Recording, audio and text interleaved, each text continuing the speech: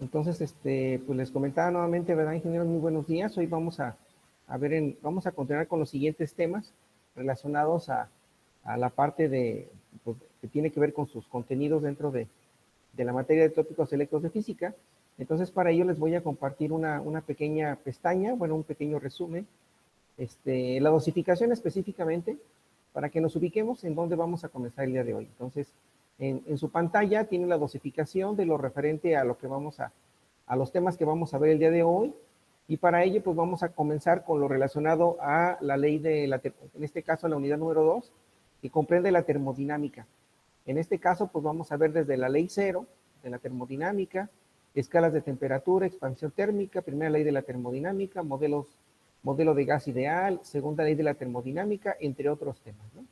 Eso es lo que corresponde a partir de esta clase, la segunda unidad, ¿no? Para ello, entonces les voy a compartir un pequeño, un video que habla sobre la temperatura y la ley de los gases.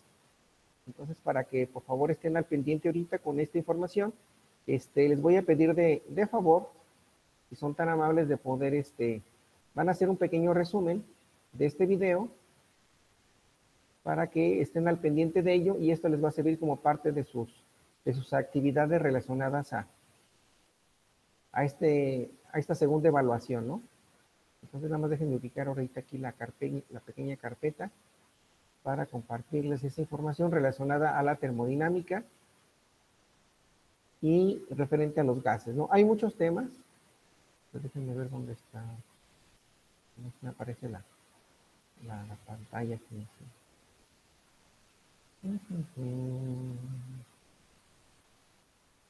Sí, hombre, no me aparece aquí la opción de... O sea, ahora que tengo muchas ventanas abiertas, probablemente pueda hacer eso.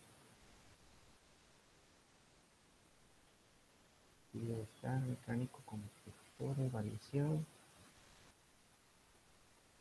Ay, qué raro que no me permita.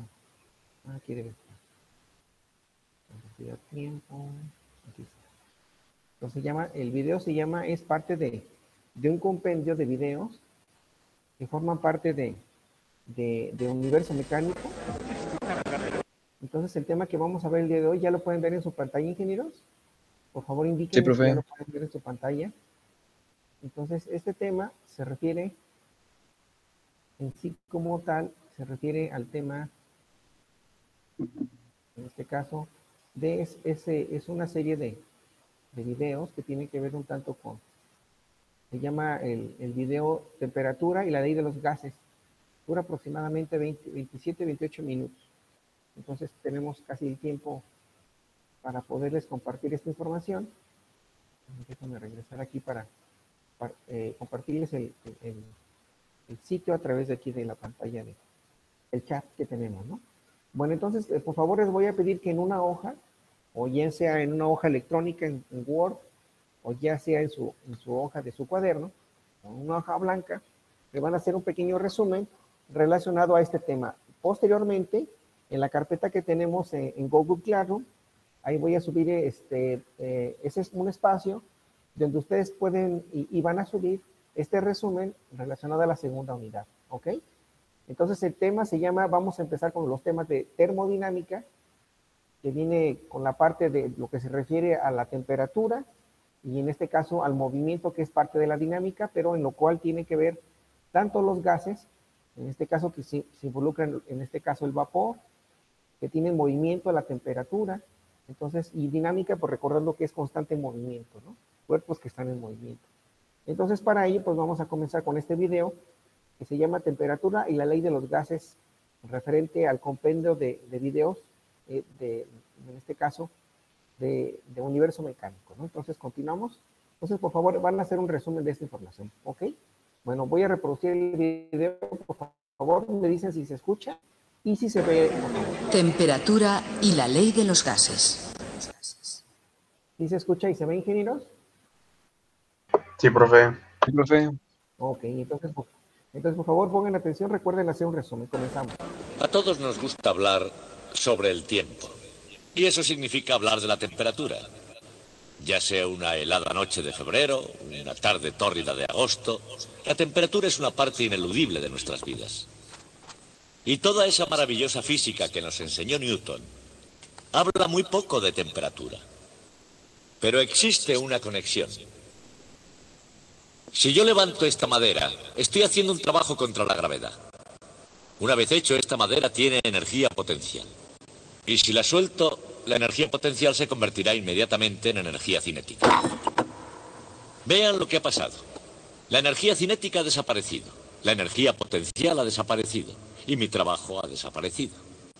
Ahora bien, aunque soy una de esas personas que creen que los demás no aprecian su trabajo, ¿a dónde ha ido a parar todo eso? La respuesta es que se convirtió en calor el movimiento aleatorio de átomos y moléculas. La evidencia de ese calor es el hecho de que la mesa está ahora algo más caliente de lo que lo estaba antes. De manera que hay una cierta conexión entre la temperatura y el movimiento de los átomos y de las moléculas. Y esa conexión es nuestra historia de hoy.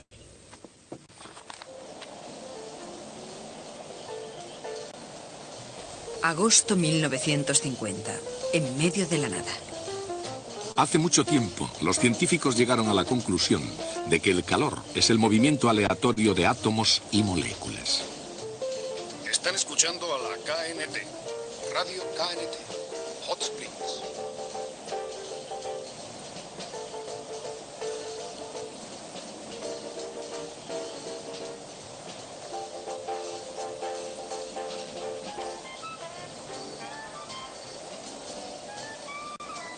Una persona normal no necesita de la ciencia para decir cuándo hace calor o cuándo hace frío. A menos 25 el mercurio ha sobrepasado los 44 grados. ¿Y dónde parará?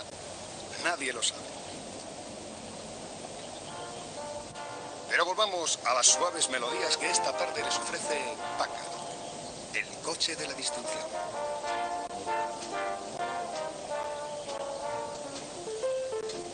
De una manera u otra, la temperatura afecta a todo en la Tierra. La práctica y la memoria, la intuición y la experiencia, el gusto y el tacto. Todos ellos nos proporcionan un sentido realmente práctico de la temperatura. Pero para conocer más que para sentir el frío o el calor que hace, se necesita un cierto tipo de objetividad y una cierta forma de cuantificación. Y esto requiere ciertas herramientas de la ciencia, como por ejemplo, un termómetro de cualquier tipo. El estilo importa poco con tal de que funcione.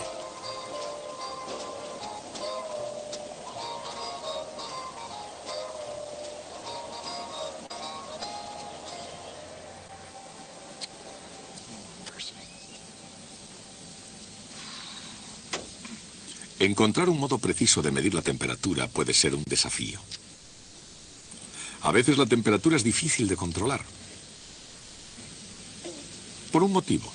Como carece de dimensiones físicas, no hay manera de medirla directamente. Mientras que la longitud de un objeto se puede expresar en metros y su masa en kilogramos, la temperatura solo se puede medir en términos de sus efectos y medirla de forma efectiva solo si se cuenta con una escala reconocida.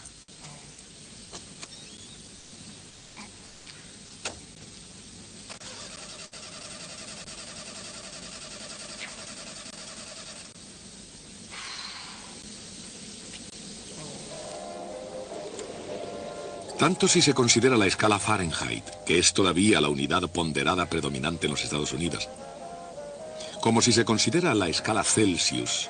Las escalas de temperatura son escalas científicamente efectivas porque ofrecen un patrón para la comparación.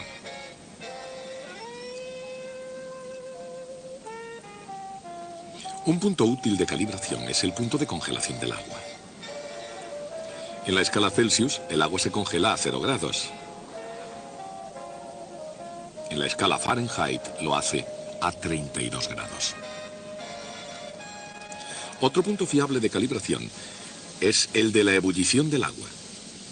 El agua hierve a 212 grados en la escala Fahrenheit y a 100 grados en la escala Celsius. Pero el agua y las personas no son los únicos afectados por la temperatura. Independientemente de cómo se mida, la temperatura también puede afectar a la presión. La presión es la fuerza ejercida por unidad de área. En este caso, la ejercida sobre la tela de un globo. Evidentemente, la presión se ve afectada por el calor. Pero esa no es la única manera de inflar un globo. ¿Cómo infla un globo el gas? O en general, ¿cómo ejerce un gas presión sobre una pared sólida? Cada vez que una molécula de gas choca contra una pared, da a la superficie un pequeño empujón. Por supuesto, la molécula, al rebotar contra la pared, cambia su cantidad de movimiento.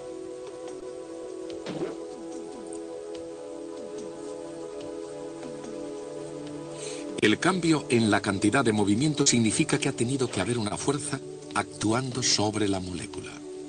Y por supuesto, eso significa que la fuerza opuesta ha tenido que actuar sobre la pared.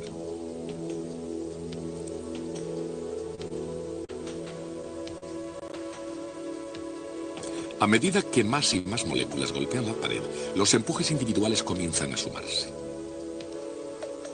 Aún en el caso de un gas ordinario como el aire, existe un golpeteo continuo de las moléculas a un ritmo casi inimaginable. Una presión constante y uniforme contra la pared. Este fenómeno se puede ilustrar con un cierto tipo de cálculo de ordenador que los científicos utilizan hoy con frecuencia como ayuda a la investigación. En este caso, el émbolo y cada átomo están programados para obedecer las leyes de Newton y se les pone en libertad. El émbolo cae bajo la influencia de la gravedad, pero retenido por los átomos que chocan contra él. La masa en la parte superior del émbolo indica la magnitud de la presión. Este tipo de cálculo recibe el nombre de simulación de la dinámica molecular. Una simulación de la dinámica molecular puede incluso ayudar a explicar por qué se necesita combustible para mantener en alto un globo aerostático. El calor es la energía de los movimientos aleatorios de átomos y moléculas. Calentando un gas, se aumenta la energía cinética de todas las moléculas. Cuanto más caliente está un gas, cada colisión ejerce una presión mayor sobre la pared. Ese es el motivo por el que el calentamiento de un gas aumenta su presión. O a la inversa. Esa es la razón por la que se necesita menos gas para mantener la misma presión.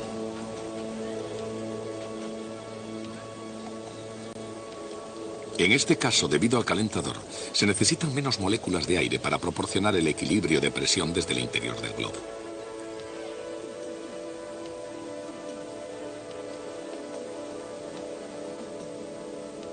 Este pesa menos de lo que pesaría igual volumen de aire.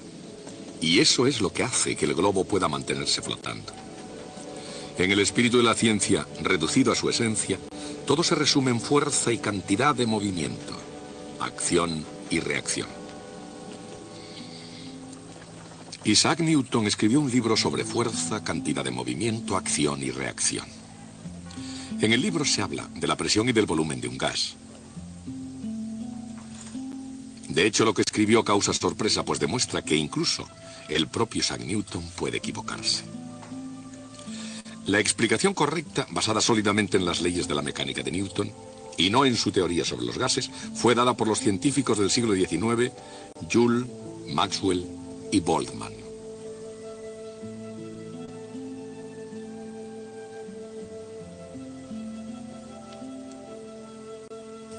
Expresándonos en términos modernos, descubrieron que la presión en un gas es directamente proporcional al número de moléculas e inversamente proporcional al volumen.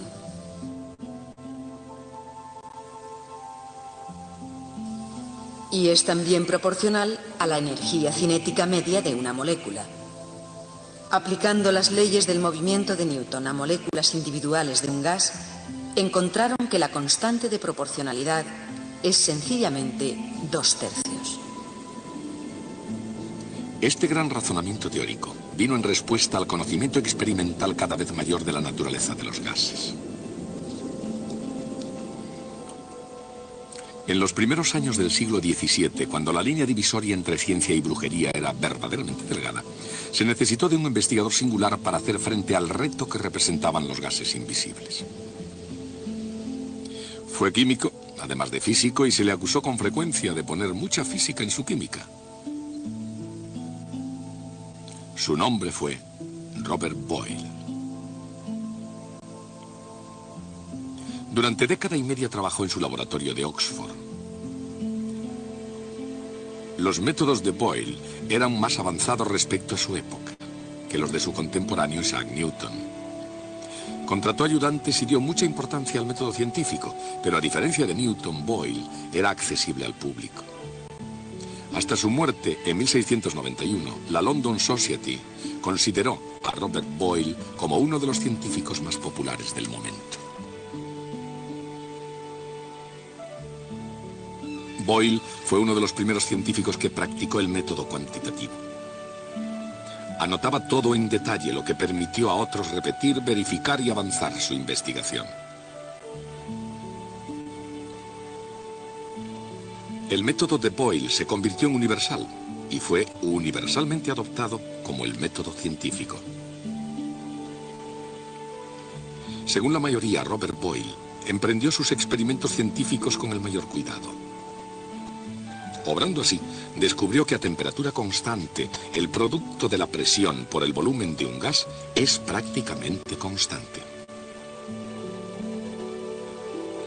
Mientras que la temperatura de una muestra de gas permanezca invariable, la presión es inversamente proporcional al volumen. La ecuación experimental P por V igual a constante se conoce como ley de Boyle. La aplicación de la mecánica a las propiedades de un gas explica el significado intrínseco de esa ley. La constante de la ley de Boyle es igual a 2/3 el número de moléculas por la energía cinética media por molécula.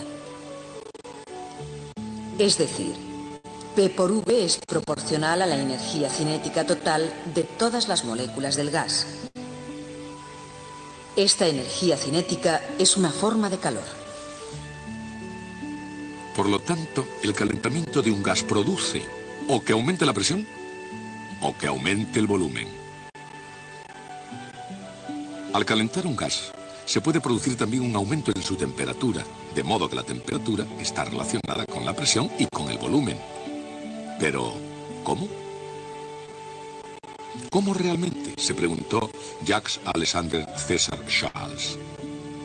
Charles estaba intrigado por el vuelo de los globos aerostáticos de los famosos hermanos Montgolfier, los pioneros de la aerostática. El 1 de diciembre de 1783, Charles efectuó el segundo vuelo en globo de la historia. Como pionero de la ciencia, así como del espacio, comenzó a realizar experimentos para investigar la naturaleza de los gases. La curiosidad de Charles lo llevó a descubrir que todos los gases se dilatan la misma cantidad para un determinado aumento de la temperatura. Charles discutió sus eminentes pero no publicados descubrimientos con Joseph-Louis Gay-Lussac, otro científico francés entusiasta de los globos que fue capaz de encumbrarse a nuevas alturas, a una altitud de 4 millas. Con la publicación de su propio trabajo, Gay-Lussac describió, criticó y mejoró considerablemente el descubrimiento de Charles. A una presión dada, el volumen de un gas, de cualquier gas, cambia en la misma fracción por cada grado que se eleve la temperatura. Si este comportamiento fuese verdad, podría existir una temperatura tan baja a la cual un gas podría no ocupar ningún volumen en absoluto. A medida que el gas se calienta, su volumen aumentaría en proporción a la temperatura. Por supuesto, la razón por la cual aumenta el volumen es el aumento del calor o energía cinética de las moléculas. Esta idea condujo a un nuevo concepto de temperatura. Tendría un significado absoluto basado en las propiedades universales de los gases. El cero absoluto, la temperatura más baja posible, sería la temperatura a la cual un gas estaría enteramente sin calor. De acuerdo con Charles y Gay-Lussac, el cero absoluto tendría lugar a 273 grados Celsius bajo cero o a 459 grados Fahrenheit bajo cero. Lord Kelvin dio forma fina a la idea de una temperatura absoluta. La escala de temperaturas absolutas recibe el nombre de escala de Kelvin en su honor.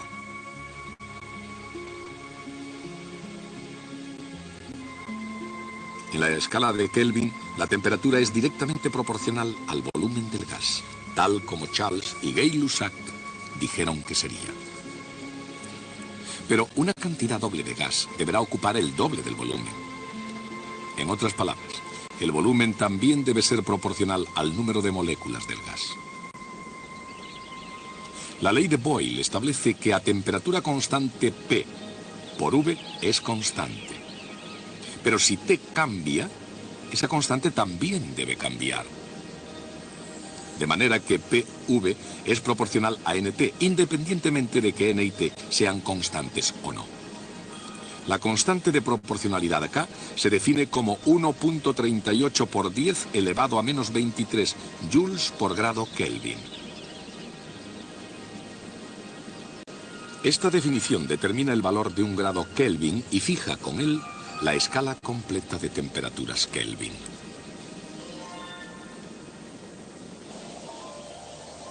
Por ejemplo, el hielo funde a 273 grados Kelvin.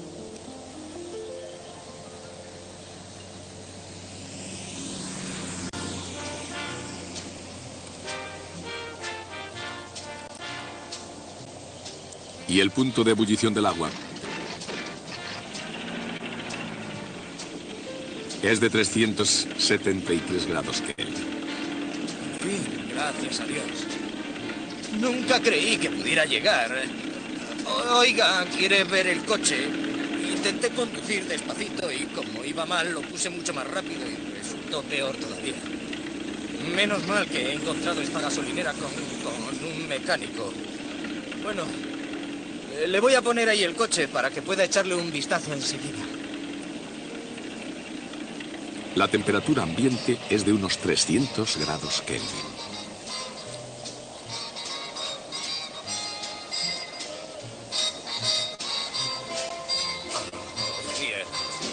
Creo que se está recalentando. Sí. De hecho, estoy casi seguro de que se ha recalentado. La temperatura de la superficie del Sol es de 6.000 grados Kelvin. Fui tirando por el camino para aligerar peso y, bueno, ya me puedo dar con un canto en los dientes por haber encontrado esta aquí. La temperatura en las profundidades dentro del núcleo del Sol es de 15 millones de grados Kelvin. Veo muy tranquilo. Parece como si hoy ya hubiera arreglado unos 100 coches. ¿Por qué no lo examina? He estado trabajando en la ciudad. La gente es realmente amable, pero las casas están distantes y, claro, es mucho peor de lo que yo creía. Niño, por favor, estate quietecito. Este coche lo está pasando bastante mal tal como está. Así, muchas gracias. Si usted puede, haga el favor de echarle un vistazo al coche. Yo tengo que llamar por teléfono. Más cerca de la Tierra, los experimentos de Charles y Gay-Lussac sugirieron que, ya que un gas se puede comprimir, los gases deben estar compuestos de partículas discretas separadas por el vacío. Si aplicamos las leyes de la mecánica a esas moléculas invisibles, llegamos a la teoría cinética de los gases que dice que la energía cinética del gas, es decir, el efecto colectivo de las colisiones moleculares, es lo que da a un gas su presión y su volumen. Pero el producto presión por volumen está también relacionado con la temperatura absoluta. Y así finalmente existe una relación directa y sencilla entre temperatura y calor. La temperatura absoluta viene dada por 2/3 de la medida de la energía cinética media de una molécula de gas. Y por supuesto, el calor en un gas es precisamente la energía cinética media de sus moléculas. En otras palabras, el calor y la temperatura pueden relacionarse con una propiedad mecánica. la energía cinética de las moléculas individuales del gas. Una vez más, sin importar si suben o bajan, todas las temperaturas están relacionadas con la presión del gas mediante la ecuación P por V igual a nKT. Esta ecuación vital tanto para la física como para la química recibe el nombre de ecuación de los gases perfectos. No todos los gases son perfectos, pero la ecuación de los gases perfectos describe con precisión cómo se comportan numerosos gases reales. Más que una definición de la escala de temperaturas absolutas, expresa ambas leyes, la ley de Boyle y la ley de Charles, y lleva a la teoría cinética de la temperatura.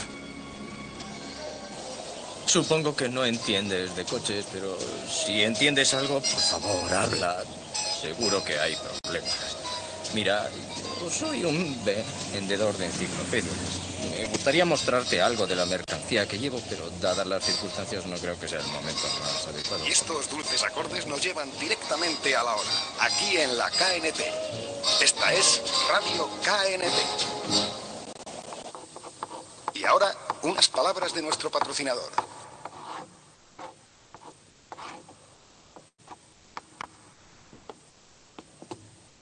En Estados Unidos utilizamos algo llamado escala Fahrenheit de temperatura. He escuchado muchas anécdotas de esta escala, de su nacimiento. Les contaré lo que realmente sucedió. Daniel Fahrenheit, no crean que fue un científico.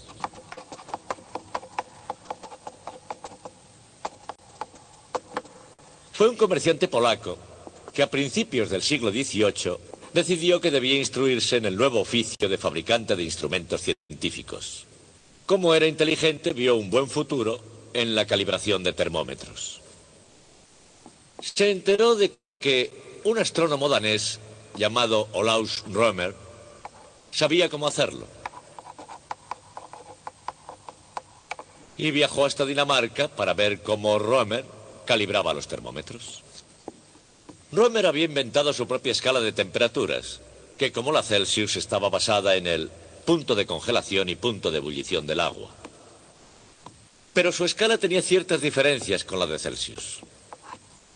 En primer lugar, Rømer graduaba su escala de 0 a 60 grados en lugar de hacerlo de 0 a 100. 0 a 60 grados tal vez tuviera algo que ver con los grados que tiene un círculo. La segunda diferencia era que Rømer no quería números negativos, de manera que para evitarlos, cuando sumergía su termómetro en agua helada, agua con hielo, y lo marcaba, no marcaba allí los 0 grados, sino 7 grados y medio, dejando un octavo de la escala por debajo. El día en que Fahrenheit llegó para ver cómo Rømer calibraba su termómetro, estaba fabricando termómetros para uso meteorológico, para el tiempo atmosférico. Si ustedes fabrican termómetros con fines meteorológicos, ¿no sería conveniente tener uno que leyera desde el punto de congelación del agua al punto de ebullición? La temperatura ambiente nunca llega a ser tan alta. Así que Rømer hizo una marca en el punto de congelación del agua y para la otra midió la temperatura del cuerpo humano. Cuando encontró dicha marca, la llamó 22 grados y medio. Y esa fue la escala básica que Fahrenheit adoptó. Pero Fahrenheit no quería fracciones, así que cuando fabricó sus termómetros lo multiplicó todo por 4. Y la escala era ahora de 30 grados a 90 grados, desde el punto de congelación a la temperatura sanguínea. Entonces hizo otro cambio. Decidió que sería más conveniente 64 grados de diferencia entre estos dos puntos en lugar de 60. La razón es la de un experto fabricante. Tenía que grabar marcas unitarias de grados en su termómetro. Si tenía 64 grados entre sus dos puntos de calibración, dividiría por la mitad y así hasta 6 veces para que le quedaran exactas todas las marcas. Así que cambió su escala una vez más hasta dejarla de 32 a 96, una diferencia de 64. Y utilizando ese termómetro, midió la temperatura de ebullición del agua de forma no muy precisa, no muy bien, y decidió que era 212 grados. Luego, después de su muerte, se definió que la temperatura de ebullición del agua era de 212 grados, lo que modificó la temperatura del cuerpo un poco, es realmente de 98,6 grados. Así es como la escala Fahrenheit llegó a ser un hecho. Y veamos, de todas qué escala de temperaturas es la mejor. La pregunta es tonta. La escala Kelvin o escala absoluta es la utilizada por los científicos. La escala Celsius es casi la ideal para cocinar, porque está basada en el punto de ebullición del agua en una cacerola destapada. La escala Fahrenheit, cuyo campo de 0 a 100 grados es el campo de las temperaturas atmosféricas normales, es casi perfecta si ustedes quieren hablar del tiempo. Bien, y esto es todo. Hasta el próximo día.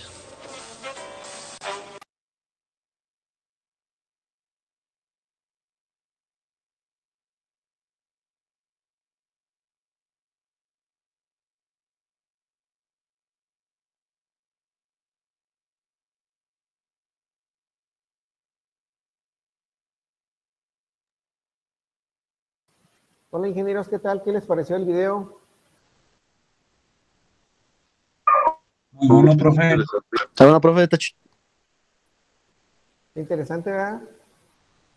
Sí, está muy bueno. Entonces, pedirles de favor, bueno, ya casi faltan 5 minutos para que finalice la hora de esta clase referente al segundo parcial. Bueno, entonces aquí vamos a concluir esta clase. Y recuerden, por favor, ya ahorita generé un apartado en la carpeta de risoterapia, tópicos selectos de física.